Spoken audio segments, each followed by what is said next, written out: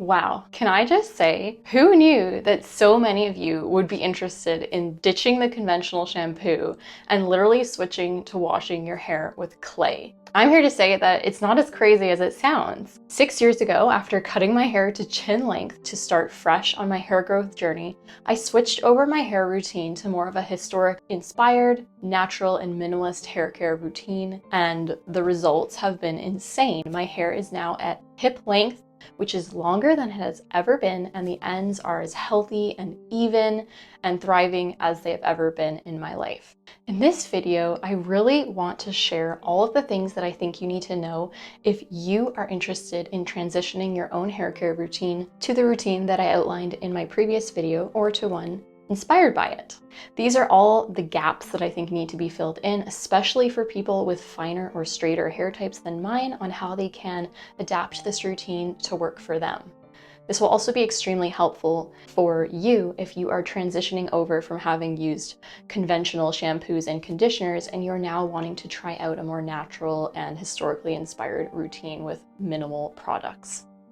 For the full historical and minimalist and natural hair care routine that I outlined in my first video, be sure to check it out. It will be linked in the description and in the cards of this video at some point. If you want to hear my own full hair care story, then be sure to watch that video where I go into detail and share lots of old, somewhat embarrassing photos of myself. If you're new here, hi, I'm Catherine, and I've been running this vintage and historically inspired sewing and shoemaking channel since early 2020. But during that time, I have been quietly embarked on my own hair care and hair growth journey using natural products and historically inspired practices. If you are interested in more hair care videos like this one, as well as historical and vintage sewing and shoemaking, be sure to subscribe and stay tuned until the end of the video for an exciting announcement about this channel. This video will cover several topics, including the main historical hair care tool I think everyone should have in their hair care arsenal, my tips for those with finer or straighter hair types who want to adapt this routine to work for them without weighing their hair down with too much oils or things like that, what you need to know about hair growth versus hair length retention and how it affects your own hair growth journey, the importance of a specific type of hair rinse, especially if you are transitioning away from conventional shampoos. Finally, stay tuned until close to the end of the video when I will be sharing the one supplement that I believe if you're going to just take one supplement to help your hair grow, this is the one, and I'll be sharing how it has made a world of difference in my own hair growth journey and increasing dramatically my own hair growth rate. So right off the bat, I'm going to warn you, this is going to be another longer video. So many of you are planning on embarking on this journey in your own hair care journeys, and I really just want to fill in any gaps that were left from my previous video.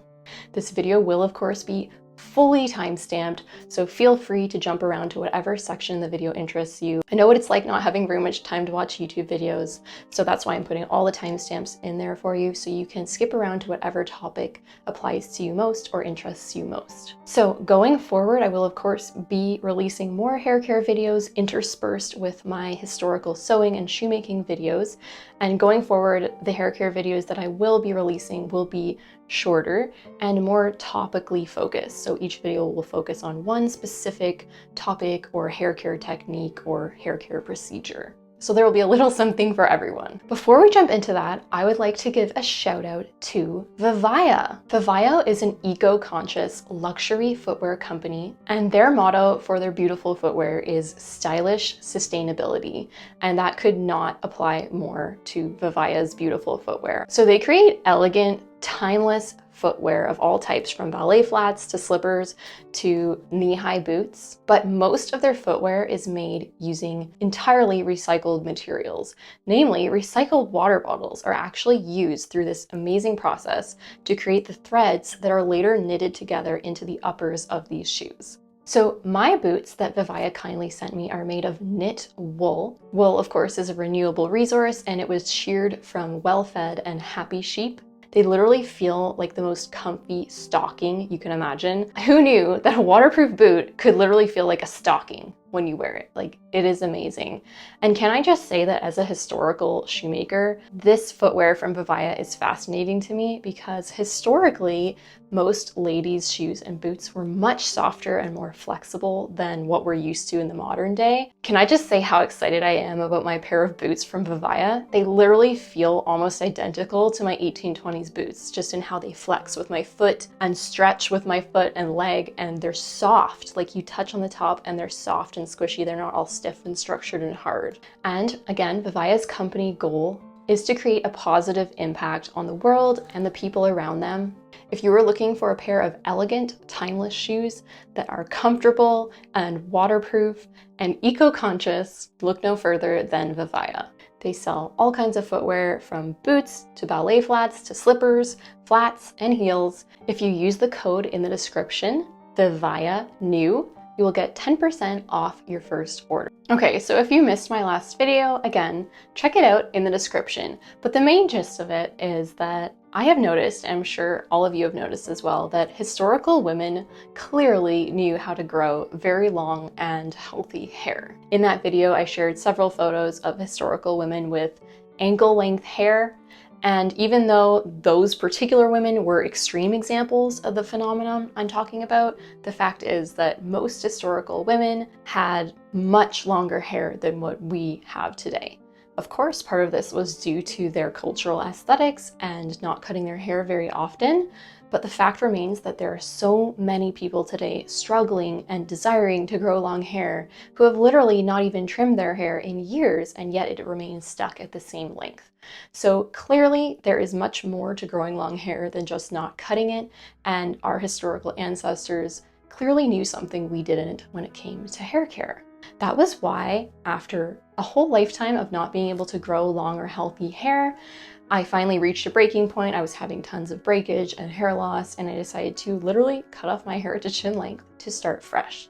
And that was when I dug into more of a historically inspired and natural hair care routine, and the results have been astounding. So after not quite 6 years, my hair has grown from chin length to hip length. And again, this was after a period of time in my life prior to cutting my hair where I had not even trimmed it for about 5 years, and it had maybe gained 1 or 2 inches in that time, which then I lost to extreme breakage. So this has been a drastic difference for me, and in this video I'm going to be filling in more of the gaps from my previous video of how you can implement this in your life, and filling in other information that I think is vital to know and understand about this kind of hair care routine.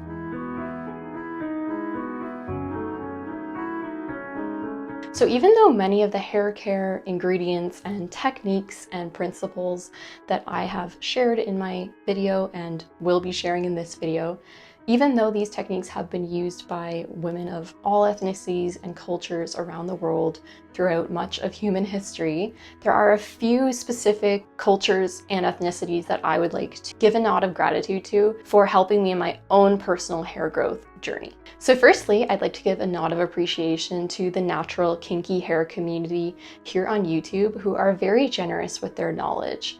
And can I just say that 4C hair, or otherwise natural kinky hair, is a lot more challenging to grow than many straight-haired people recognize. Now, my hair does not fit into either the kinky hair category or the straight hair category. It's kind of in between on that spectrum, but in what it likes and how it likes to be cared for, it is closer to the kinky end of the spectrum when it comes to hair textures, which is why I have personally gravitated towards so many of these amazing YouTubers and the techniques they have shared. So while during the 20th century, most of the straight-haired people in the world have transitioned towards using commercialized, conventional, chemically based products in their hair, and most of them have been able to get away with it with hair that still looks relatively healthy. This simply does not work for natural kinky hair, which is why I believe that they have been able to continue these age-old traditions of gentle hair care, hair oiling, and all of these other techniques that help the hair to grow and remain healthy. My own sister Ellie, who who is an amazing singer, and you should check out her YouTube channel. I will link it in the description. She has 4C hair, and I have been helping to care for it here and there since she was a baby, so I know firsthand that kinky hair has much different requirements than straight hair. But the beautiful thing about these methods that I have adapted for my own hair is that they can really be adapted for any hair type, because if gentle and natural hair care can grow 4C natural hair, it can grow straight hair too, which is why I have used these techniques with so much success, and really these techniques have been practiced with different alterations by people of all ethnicities throughout history. I will be linking some channels and videos from the natural kinky hair community in the description that I have found particularly helpful on my own hair growth and hair care journey, so be sure to check that out. I've also learned a lot about growing long, healthy hair from the Indian and Aruyvedic traditions, and I will likewise be linking channels or videos in the description that I have found helpful from this community. Now, the Aruyvedic community is partially responsible for popularizing the concept of hair and scalp oiling. And recently, well, within the past couple years, I actually found out that the Sanskrit word for oil, sneha, actually also means love. And I just think that is such a beautiful picture, the oil as love concept, because every time I put oil on my hair ends or on my scalp and do an oil treatment, I visualize that I'm spreading like visceral love on my hair and my scalp. And the results have definitely spoken for themselves. My hair is super healthy and happy now from the oiling and the other practices that I have been using.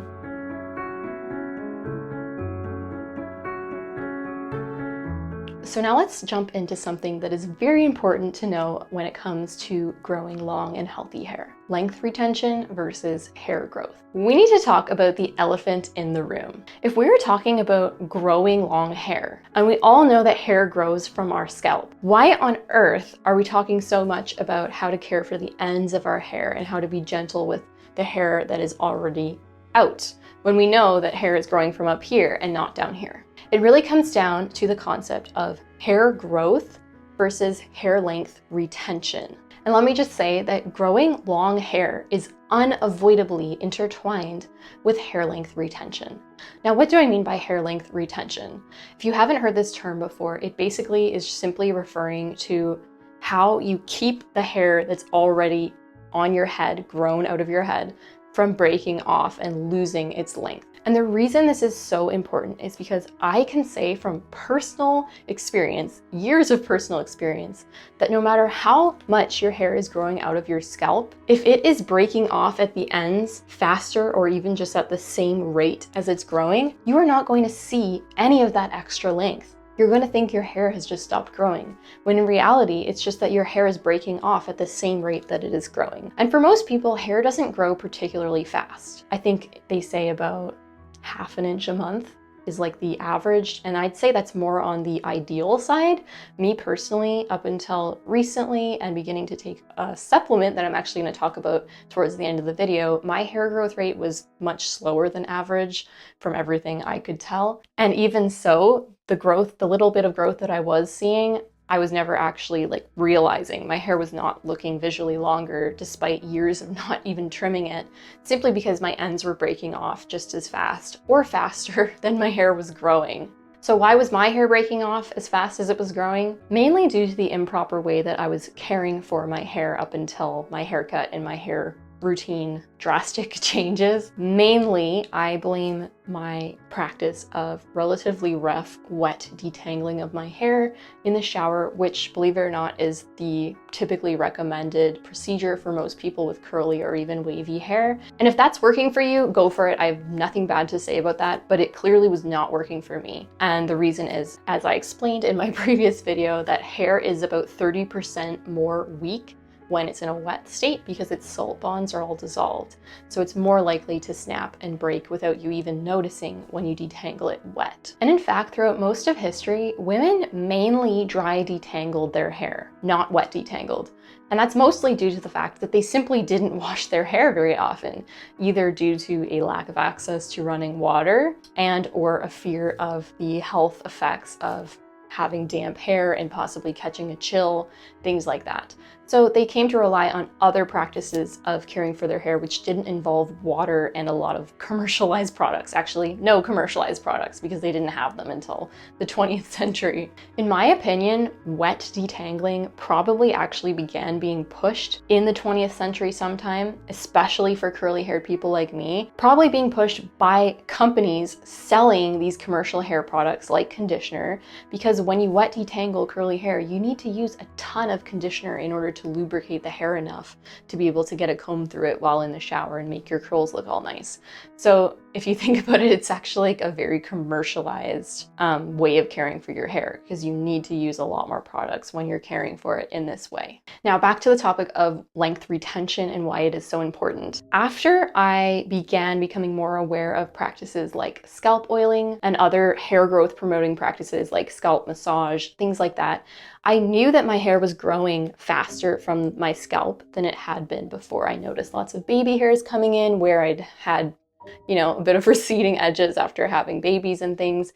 I noticed baby hairs growing, and I noticed those baby hairs quickly becoming longer. So clearly my hair was growing, and yet there was a period of time where I still had not figured out the importance of dry detangling my hair, and specifically finger dry detangling my hair in order to be gentle.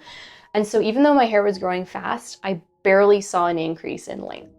It was increasing, but just not very fast, and not fast enough for someone who had a chin-length haircut and desperately wants long hair. It was only when I switched to dry detangling my hair and only using my fingers and being much more gentle with my hair care practices that I finally started seeing an increase in my hair length and actually seeing some growth occur. So another important practical thing that you can implement right now that will help you retain length is the practice of sealing your ends with a light oil after a shower. Now, if you have finer hair or straighter hair that gets weighed down more easily, you don't necessarily have to do this with oil. I'm going to talk about that more in a later section. But I don't think there's many people who can't handle just a couple drops, literally like a couple drops of a very lightweight oil like jojoba oil. And honestly, there's probably lighter weight oils than jojoba oil. I'm not super familiar with them at this point because my hair likes jojoba oil. But I think most people's hair could handle just a couple literal just drops of oil, and rub it in your hands, warm it up, and add it to your ends when your hair is damp after getting out of the shower. What this does is the oil creates a seal around the moisture in your hair, and that's what you want because ends are the most liable to become brittle and snap off. So you really want to seal in that moisture. So here I'm demonstrating to you my winter hair sealing routine, which works for my hair. Now, if you have lighter, like finer hair that becomes easier weighted down, you might not want to use this. But what I do is I actually mix jojoba oil and some shea butter. I keep this very simple. I literally just keep a bottle of jojoba oil and a container of shea butter in my bathroom drawer, and I literally just put some dabs in my hand, mix it together, and add it to the ends of my hair when it's damp. Now, if it's winter time, I only do this in the winter time, and that's a really great time to use it because it's obviously colder and windier outside. There's also a lot of heating going on within your home, so your hair is more likely to become dry. Also, even if you do have a straighter or finer hair type, but your hair is already relatively long, your hair still might enjoy this. Just obviously use moderation, use the amount that works for you. But the longer your hair becomes, the more likely your ends are to need some extra TLC and some extra protection. And jojoba oil and shea butter really work great for this. Now, I also add some light oils to my hair, to the ends of my hair throughout the week when I'm dry finger detangling, and I do demonstrate this in my previous video, so be sure to check that out. But I will say that some people will actually lightly mist their hair with some water or aloe vera juice first before applying the oil, because you're adding the moisture into your hair and then you're sealing it in. Personally, I don't usually do that for my hair simply because every time I add water back into my hair, it causes the tangles to kind of recongregate. And during the week, I'm typically like working on getting the tangles out before my next wash day, 1 week after the previous wash day. So the oils work well for me, but if you have a straighter hair type and you're not worried about tangles, you could also just lightly mist it with some aloe vera juice and then apply a little bit of light oil. Or if your hair is super fine and you don't want to use any oil, you could even just do the aloe vera juice, but we'll talk about that more later.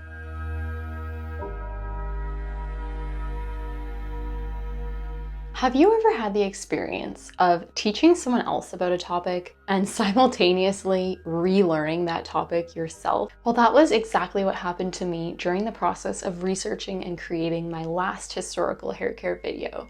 And what did I relearn the value of? Boar bristle brushing. I have been familiar with the benefits for hair care of boar bristle brushing since I began my historical hair care journey about 6 years ago when I cut my hair, but I have been quite on and off with it during that time simply because of my own hair type and struggling to find a way for boar bristle brushing to work for my own hair type. But with all that being said, let's jump into a quick mini crash course on boar bristle brushes and what their benefits are for the hair. This is a boar bristle brush. You can see it's made up of these very closely packed, stiff boar bristles, and boar bristles are, of course, from a pig or a boar. But what sets apart a boar bristle brush from a regular brush, by the way, don't mind the fact that I'm missing some bristles at the top. I've had this for many years now, and it's been through a lot of washing and things. But what makes a boar bristle brush different than a regular brush is that a regular brush is designed to detangle the hair. So it's made with relatively distantly spaced, very stiff bristles, rigid bristles like plastic ones or wooden ones. And by the way, I do think a wooden brush can be a good tool, especially if you have straighter hair, so I'm not bashing it at all. But needless to say, those brushes are a different animal than a boar bristle brush. A boar bristle brush, which only has 100% boar bristles, is not designed to detangle the hair, but rather it's designed as a styling and health maintenance tool for the hair. So how does it do this? First of all, because it's made up of literal hairs, albeit much stiffer hairs than ours, and you're brushing your own hair with it, it does a really, really cool, unique job at cleansing the hair and smoothing down the hair cuticles, removing dust and debris. And also, the coolest thing is that it's basically the historical equivalent of dry shampoo, because it does such a good job at picking up your scalp oils, bringing them away from your scalp, removing any visible greasiness. And then as you bring the brush down the length of your hair, it draws those oils down the length of your hair and conditions your hair. And can I just say that your own natural scalp oils and sebum are life for your hair. There is no commercial or store-bought or plant-based oil that can compete with your own natural scalp oils and sebum. I know to a modern Western perspective, we're taught that skin oils and scalp oils are inherently dirty and bad, and we need to remove them with soap and shampoo as often as possible. But the fact is that your scalp and your hair need scalp oils to remain healthy and to grow. And for example, for those of us with curlier hair, that's why we typically struggle more with dry hair, simply because the texture of our hair tends to prevent our natural oils from traveling down the length of the hair shaft, which is why I personally have to supplement with jojoba oil on my ends. But needless to say, a boar bristle brush is an amazing tool. I mean, if you have straighter hair, there are basically like no caveats. You need to go out there and get yourself a boar bristle brush, especially if you are trying to decrease the amount of times you shampoo your hair or transition completely away from conventional shampoo. It's an amazing tool, not only because it acts as a dry shampoo, but because it doesn't just get rid of those oils the way a dry shampoo does. It actually brings them down the length of your hair, which conditions the length of your hair and helps keep it healthy. It can also really help improve shine because it smooths the cuticle as it goes down. So now I would like to talk about the different types of boar bristle brushes that are available in the modern day and hopefully clear up a bit of confusion as to why I am personally recommending a 100% boar bristle brush as opposed to what's called a mixed boar bristle brush. So historically speaking, women who used boar bristle brushes only used the 100% boar bristle kind. And in fact, the ones we see in history actually had somewhat longer bristles than the ones we typically see today, and I would love to find a historical replica of one. But anyways, they only used 100% boar bristle brushes. But the thing about a 100% boar bristle brush is, like we said earlier, it does not detangle the hair. So you do need to go in first with either your fingers and detangle your hair, or with a wide tooth wooden comb or whatever other detangling tool that you prefer that you know is gentle and safe for your hair. Historical women typically would use a wooden wide tooth comb first. Personally, I like to use my fingers first because I prefer finger detangling for my own hair type. Now, the thing is, nowadays, 100% boar bristle brushes are typically marketed as being for only people with thin or fine hair, and that's because of the fact that they don't penetrate into thicker hair types. But I would argue that that's actually the benefit of a boar bristle brush, and that's why historical women were able to do those 100 strokes a night, as the old adage says. Those weren't 100 strokes with a typical modern hairbrush that was detangling the hair. 100 strokes with one of those would probably be quite damaging, but 100 strokes with a boar bristle brush actually sounds quite health-giving to the hair because it does all that conditioning, bringing your scalp oils down, it smooths the hair, it brings shine, it stimulates your scalp really well as you're brushing around your scalp. So that's what they're talking about. Now, there are also nowadays available what's called a mixed boar bristle brush, which has stiffer, typically nylon bristles mixed in with the boar bristles, and it actually does penetrate into the hair, and it can be a great styling tool depending on your own hair type and what you like to do with your hair. So I'm not bashing them, but I'm just explaining to you why I personally recommend the 100% boar bristle brush, because you're able to get all of those health-giving benefits of the boar bristle brush without having to worry about the brush on every single stroke penetrating into your hair, detangling it, and potentially causing damage, because the more times you attempt to detangle your hair, the more likely some snapping is to occur. So I prefer to keep my boar bristle brushing separate from my detangling. So now I'm going to demonstrate for you how I make a boar bristle brush work for my own hair, which is a thicker and curly hair type. First of all, big disclaimer, I don't even attempt to use a boar bristle brush until later in the week when my curl pattern has relaxed and I've already been working on finger detangling it in the evenings throughout the days leading up to that. I also like to apply some light oils to my ends in the evenings, not necessarily every evening, but that also helps to get my hair detangled and in a more kind of straightened out state so that the brush is able to go through my hair, or to brush my hair, I should say, without causing any matting. Now in these clips, you will notice that my hair looks quite oily, and that is because this is literally after like several days after my wash day, and it's not oily from my natural scalp oils because that never happens to me. I wish my scalp would produce more oil, honestly. I have a drier scalp, and I think that's why my hair tends to have a slower growth rate than most people. But anyways, my hair is oily because it is winter and windy and cold here in Canada, and I have been really going crazy with the jojoba oil and shea butter throughout the week. I've been wearing my hair up every day, so a little bit of greasiness is certainly not going to show, and it's nice to know that my ends have been protected and nourished. But this is also a great demo for those of you who do struggle more with an oily scalp and would like to see how a boar bristle brush can help to redistribute those oils. However, I will say that since my hair is literally containing a shea butter, this brush is not going to work as well at redistributing the oil as it would if it was just dealing with your own natural scalp oils, which are obviously much lighter than shea butter. So basically, now that my hair is detangled, I simply separate it into small sections and lightly brush with the boar bristle brush. Each of those sections, I typically start at the bottom and then work my way up to the top, making sure that I get all the way up to my scalp so I can pick up some of those oils on the brush and then draw it back down. What I especially like about this is that for someone like me, I actually have different textures of hair on my head. I like to think of this as kind of a roadmap to my different ancestors' genetics all mixed together on my scalp. So in the front, my hair is straighter, and if I do get any oil that's visible on my scalp, it will typically only be in this area.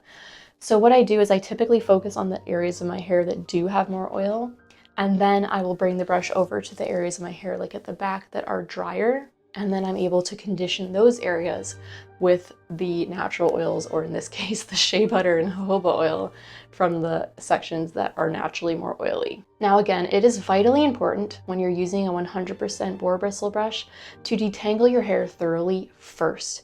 If you don't do this, the boar bristle brush will cause matting in your hair. So at any point when I'm using the brush, if I feel a tangle in a certain section, I immediately put the brush down and go in with my fingers and remove that tangle first. Another great thing about a boar bristle brush is it can be used as a styling tool. When you're putting your hair into any updo, you can actually use it to brush your edges and get them to lie nice and smooth and sleekly. So now let's jump into the importance of a specific type of hair rinse, especially if you are going no poo with your hair routine.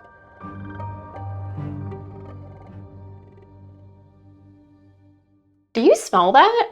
Oh yeah, it's just my vinegar hair rinse. Just kidding. My vinegar hair rinse does not smell like vinegar at all, or at least the smell dissipates very quickly, so don't worry about that. Let's talk about the importance of using an apple cider vinegar rinse, especially if you are transitioning away from conventional shampoos and using something like a clay wash to clean your hair instead. While I have a lot of criticisms about conventional shampoos, and they do tend to strip my own hair and I don't like using them for that reason, they do have one benefit, and that is convenience.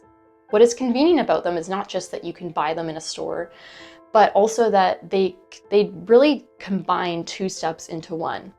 If you're washing your hair with something like a clay, or even something like a natural shampoo bar or a natural olive oil soap or something like that, you typically need to first do the clay wash or the natural soap, and then you need to follow it up with an apple cider vinegar rinse. The apple cider vinegar rinse is an essential step for softening the hair after it has had the oils cleansed out of it with the clay or whatever other step other than shampoo that you're using. Shampoo will typically do this cleansing and softening process all in one, which is why it's obviously more convenient. But if you're wanting to transition away from conventional shampoos, then it's an essential step to pair your clay wash or whatever your no-poo method is with an apple cider vinegar rinse.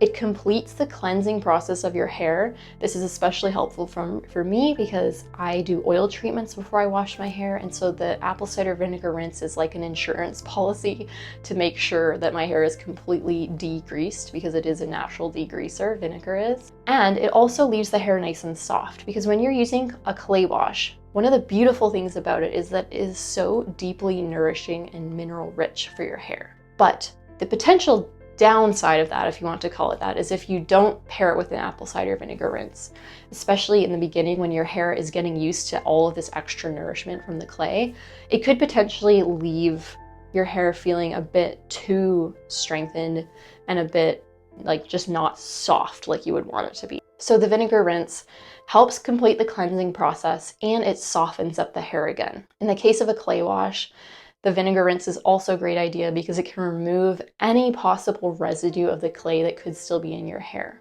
While we're here talking about clay, I decided I wanted to give you guys a couple extra notes or cautions about clay washing that I think are very important to know. So first of all, when you're mixing your clay wash, you do not want it to have the consistency of like a clay face mask, like a mud-like texture.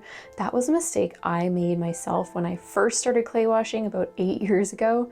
The problem with thick clay washes is that it's very difficult to rinse out of your hair, and it can just be like an overload of nourishment and minerals for your hair and potentially leave it feeling like a bit over strengthened.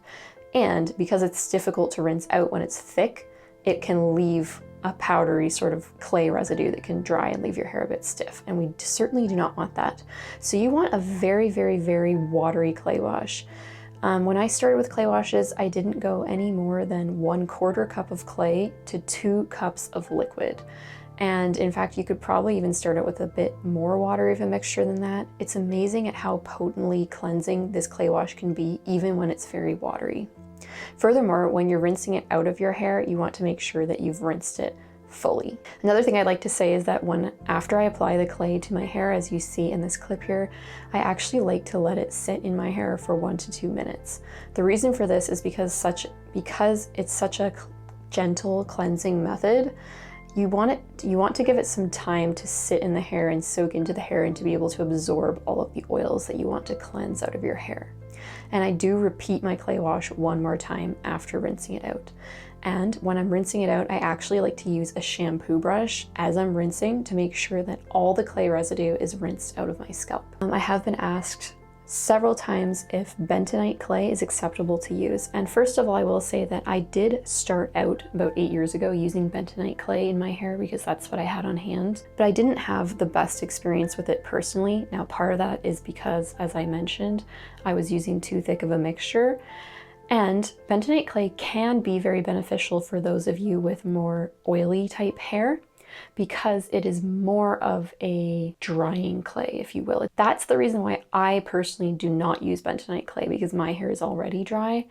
and Roscoe clay is more of a gentle moisturizing clay. So if you do choose to use bentonite, do so at your own risk, do your own research, try it out. But if you have oily hair, it might be beneficial for you, and it's usually more accessible for people as well. So it's worth a try. Finally, I have been asked about the safety of clay washes and vinegar rinses for color treated hair. And my short answer to that is that I'm not overly familiar with that topic because I myself have never dyed my hair. A short session of internet searching on my part did lead me to believe that there is reason to be cautious with clay washes and vinegar rinses. Now, because we are using such diluted clay wash and such a diluted vinegar rinse, it's quite likely that it wouldn't have an effect on color treated hair. However, I do recommend doing a strand test first before trying this if you do have color treated hair. Back to our discussion of vinegar hair rinses. So I time out my apple cider vinegar rinse after I have used my natural conditioner and rinsed it out. I'll then go in with my apple cider vinegar rinse in a hair applicator bottle. I apply it right to my scalp as well as to the lengths of my hair. I then let it sit for a minute or two, and I typically like to rinse it out. Not everyone does. It's really up to you. You're gonna have to see what works for you. Something I really want to demonstrate to you here is that when you're first starting with an apple cider vinegar rinse, you need to make sure that you're starting with a highly diluted mixture, because apple cider vinegar is another one of those things that your hair and scalp need time to adjust to. And I made the mistake when I first started of using too strong of a solution, and it was not good. It left my hair feeling a bit too clarified, I should say. So there is a sweet spot, and when you're first starting, that sweet spot is going to be using a much more diluted mixture, something that looks like this. And then gradually, as your hair becomes more accustomed to it, or you figure out what your hair can handle, what your hair likes, you can go to a stronger vinegar solution. This is like what I like to use now at this point after literal years of having used vinegar rinses. The apple cider vinegar rinse is also amazing for scalp health because it helps to clean and clarify your scalp. It's also a great blood circulation stimulator, so it brings blood circulation to the scalp, especially if you pair it with something like peppermint essential oil. And it is somewhat antibacterial, so it can help to deal with bacteria that typically can cause dandruff and things like that on your scalp.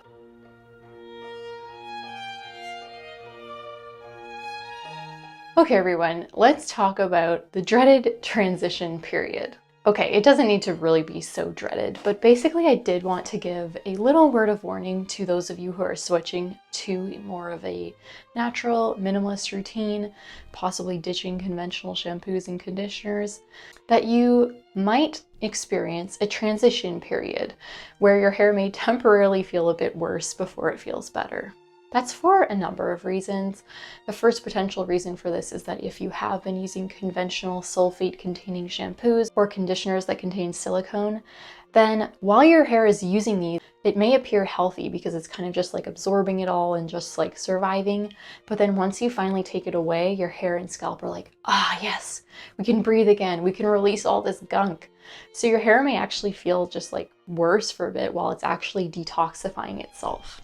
Another reason your hair may feel a bit worse before it feels better is if you have been washing your hair regularly with relatively harsh shampoos, your scalp may go through a period of feeling more oily simply because you've trained your scalp to be producing oil at a rate to keep up with the shampoo you're using, because our scalps always like to be at equilibrium. So it does compensate for these harsh shampoos, but that means that when you take the shampoo away, your scalp is going to have to go through a little transition period before it realizes that it can slow down the oil production. An easy solution to this would simply be to gradually transition away from shampoos, gradually space out your washes. Don't just automatically jump into a once weekly wash, or you could alternate between clay washes and your regular shampoo before your hair feels ready for the full leap. Now, likewise, if you have more curly or dry hair like mine and you have been relying on a lot of conventional styling products and conditioners to weigh down your hair and to keep it manageable, if you just take all of these products away, all of a sudden you might have a bit of a difficult transition period. I know I did, because I used to rely a lot on those products, as I shared in my previous video, and when I took them away, I had quite a rough patch, and hopefully your transition won't need to be nearly as dramatic as mine, leading to a chin-length haircut, because it's now that I've learned what I'm sharing with you about how to properly care for my hair without using all of these conventional products. So hopefully you can learn from my experience.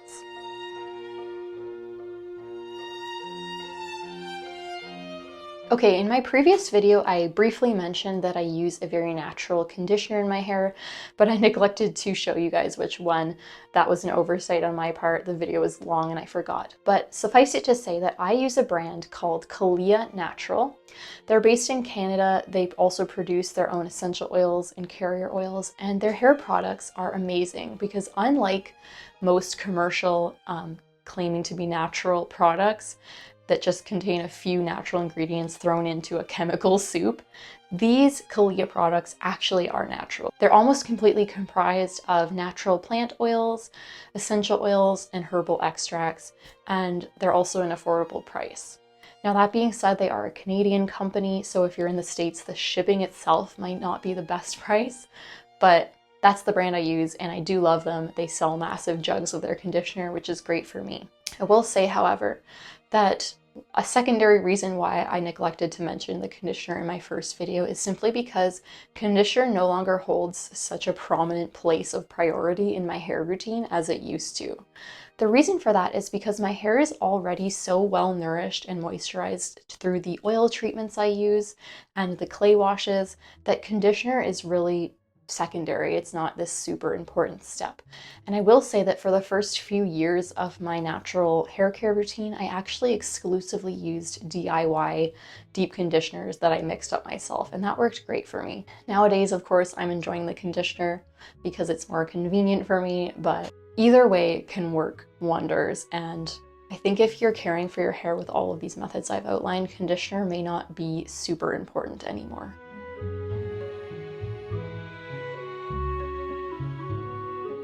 Okay, so now I am going to jump into what you've all been waiting for, which is my tips for how you can alter the hair care routine that I've outlined in my previous video and this one to work for your own hair and scalp if you have a finer or straighter hair type or a more oily scalp. Now, some of these tips I have touched on already, so you'll probably hopefully have already gotten a lot of that. But here's my first tip.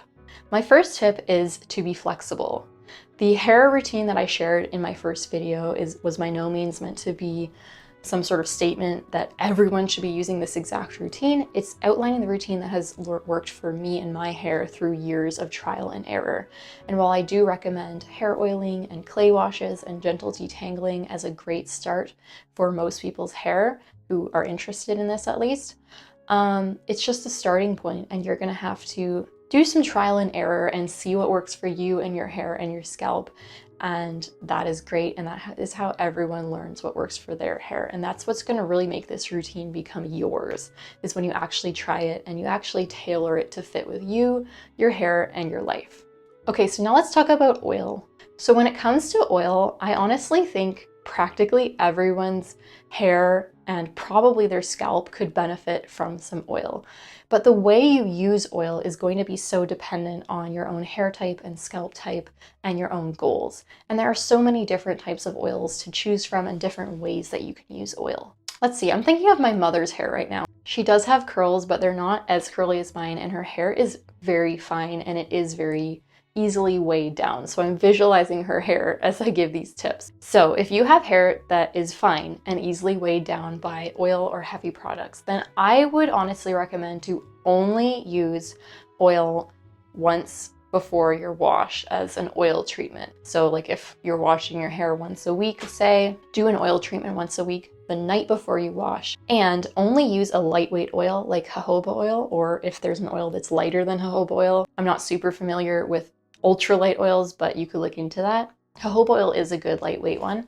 So just use a little bit of oil and make sure it's a lightweight oil, and only use it before wash day. In terms of sealing your ends with oil after your wash or throughout the week, I think it's possible to make it work for fine hair. I don't think you should throw it out right off the bat. I think if you just literally use a couple drops of oil, you could buy one of those bottles of oil that have a literal like a glass dropper, so you can just drop a couple drops in your hand and rub it between your hands and then add it to your ends. I don't think that's gonna weigh down anyone's hair, like 2 drops of oil. That being said, if your hair is just super scared of oils, super weighed down easily, then just skip sealing your ends with oil and simply lightly mist with something like aloe vera juice instead. Now, let's say you have a very oily scalp or a condition like dandruff and you're scared to apply oil to your scalp. First of all, I don't think having an oily scalp or having a problem with dandruff necessarily means that you have to avoid oil on your scalp. It might mean that. I'm not saying that you should use it no matter what. Of course, you do you and figure out what works for you. But I don't think you need to throw it right off the table. Oil can actually be a great tool for helping to balance conditions like an oily scalp or like a bacterial caused dandruff. Partly because oil can help cleanse away other oil-based substances. I don't know if you've ever heard of something called oil cleansing, but in Aruyveda, oil cleansing is a process where you actually clean your face using oil. And oil is really great for this because oils from your scalp are naturally soluble in other oil. So you can use your oil treatment as a means of cleansing that excess oil away from your scalp, possibly helping to cleanse away whatever bacteria are in there, especially if you use a lightweight carrier oil and mix in some naturally antifungal essential oils such as tea tree oil. Peppermint would probably be great for this as well. Lemon would be great for an oily scalp. Mix that into your lightweight jojoba oil, carrier oil, and apply that to your scalp. And that could honestly, I think, work wonders for certain oily scalps or other scalp conditions. So it's worth a try, it's worth some consideration. My final tip goes back to the boar bristle brushing, so definitely reference back to that section if you missed it. This is a very important step for accommodating a no poo or a less frequent shampooing into your hair care routine. Boar bristle brushing is the historical equivalent of dry shampoo, except it's even better in that it brings your scalp oils from your scalp and conditions them all the way down the rest of your hair. So definitely a boar bristle brush is a great investment for practically everyone. And it's also an amazing styling tool if you're moving away from relying on heat tools like blow dryers and straighteners and curlers. A boar bristle brush can also be a great styling tool to help manage and maintain your hair and help avoid frizz as well. So definitely reference back to that section on boar bristle brushing if you missed it.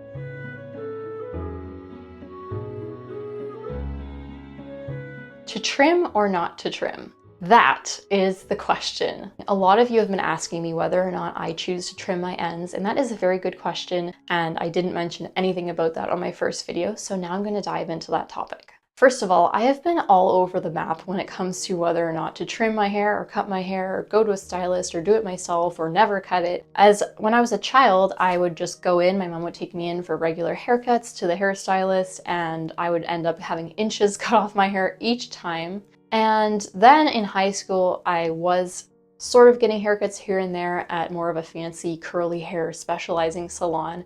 And that did work well for me, and they were generally more respectful of my desire to grow my hair long. Then I faced into a period of about 5 years where I never trimmed my hair.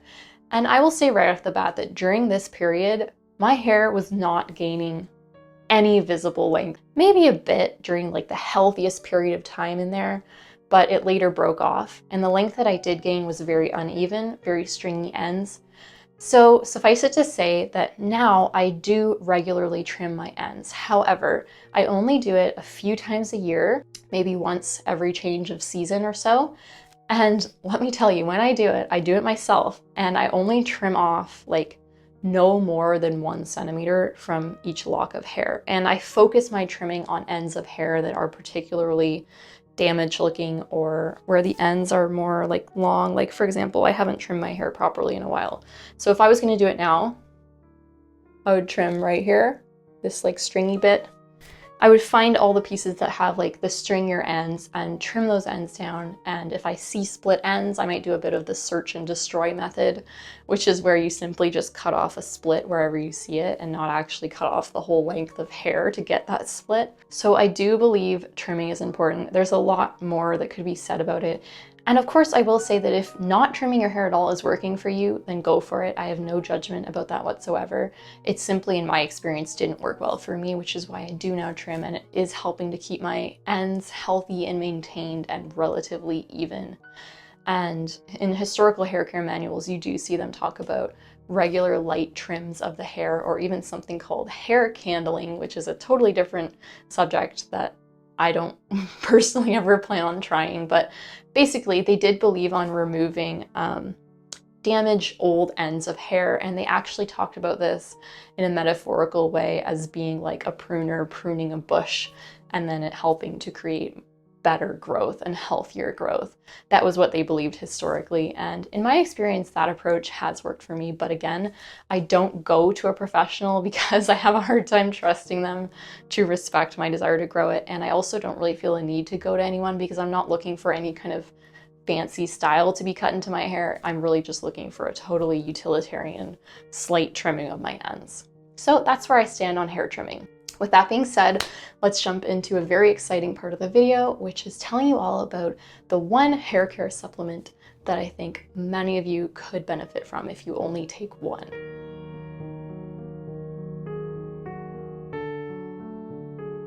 Okay, so up until 4 years ago, I shared the commonly held belief that there is no such supplement that can possibly increase the rate that your hair naturally grows, or even thicken your hair. Unless maybe you were severely deficient in something to begin with, but for most normal healthy people, I shared that belief that it's not possible to do. However, about 4 years ago, somewhat into my hair care journey, I first heard about a supplement that really intrigued me. It was organic sulfur, also known as MSM. And I first heard about this from the amazing hair care channel Curly Proverbs, and she is one of my favorites, linked in the description of the video. And she just couldn't say enough good things about what MSM has done to her own hair growth rate. And many of her viewers were all saying the same thing. And let me tell you, I am not a person who likes to take a lot of supplements. I am very, very selective about the supplements I choose to take because I believe that cheap or unnecessary supplements can often do more harm than good. However, upon doing a lot of research, I have now been taking a high quality organic sulfur supplement for about 2 years, actually almost 3 years now. I've been taking it for almost 3 years, and it has made a massive difference to my hair and my hair growth rate. Let's talk briefly about sulfur. Sulfur is a necessary building block of keratin, which is the substance that our hair and nails are made from, and it's also a vital nutrient for bone health and joint health. Now, sulfur can only come from our diets, but the problem is that with today's modernized farming practices, the soil levels of sulfur are quite depleted, and sulfur is typically one of the first nutrients to go out of our food when the soil is depleted.